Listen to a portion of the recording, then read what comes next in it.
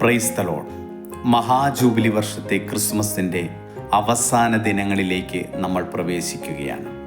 ഇന്നത്തെ ദിവസം കണ്ണൂർ സോണിനൊപ്പം നമ്മൾ പ്രാർത്ഥിക്കുകയും ധ്യാനിക്കുകയും ചെയ്യുന്നത് ജോയ്ഫുൾ സ്പിരിച്വൽ ഫാമിലിയെ പറ്റിയാണ്. 1 തെസ്സലോനിക്ക 5:16 ഇപ്രകാരം പറയുന്നു, എപ്പോഴും സന്തോഷത്തോടുകൂടെ ആയിരിക്കുക എന്ന്. സന്തോഷകരമായ ആത്മീയ ജീവിതം നയിക്കുന്ന കുടുംബങ്ങളുടെ അനുഭവത്തിലേക്കാണ് ഈ ക്രിസ്മസ് നമ്മളെ ക്ഷണിക്കുന്നത്.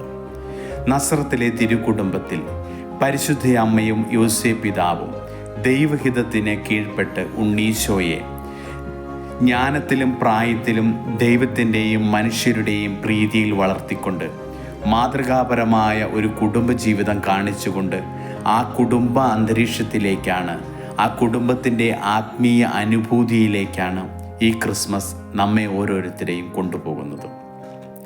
കാലദേശങ്ങളുടെ അതിരുകൾ ഭേദിച്ച് കോട്ടക്കൊത്തളങ്ങളിലും രാജവീതികളിലും മന്ത്രിമന്ദിരങ്ങളിലും തെരുവോരങ്ങളിലും ആഘോഷിക്കുന്ന ഈ ക്രിസ്മസ് നമുക്ക് ഒരു ആഘോഷം മാത്രമാകാതെ സന്തോഷകരമായ ആത്മീയ ജീവിതം നയിക്കുന്ന കുടുംബങ്ങളുടെ ഒരു ആഘോഷമാക്കി നമുക്ക് ഈ ക്രിസ്മസിനെ മാറ്റണം. സക്കേവൂസിൻ്റെ ഉപമയിൽ നമുക്ക് കാണുവാൻ സാധിക്കും, ഈശോയെ കാണിച്ചു കൊടുത്തത് സിക്കമോർ മരം മാത്രമായിരുന്നു. ഈശോ പോണ വഴിയരികിൽ മറ്റനേകം മരങ്ങൾ ഉണ്ടായിരുന്നു എങ്കിലും സിക്കമോർ മരത്തിന് മാത്രമാണ് ഈശോയെ കാണിച്ചു കൊടുക്കുവാൻ സാധിച്ചത്. അതിൻ്റെ ഒരു കാരണം സിക്കമോർ മരം ഈശോ പോണ വഴിയോട് ചേർന്ന് നിന്ന ഒരു മരമായിരുന്നു എന്നതാണ്.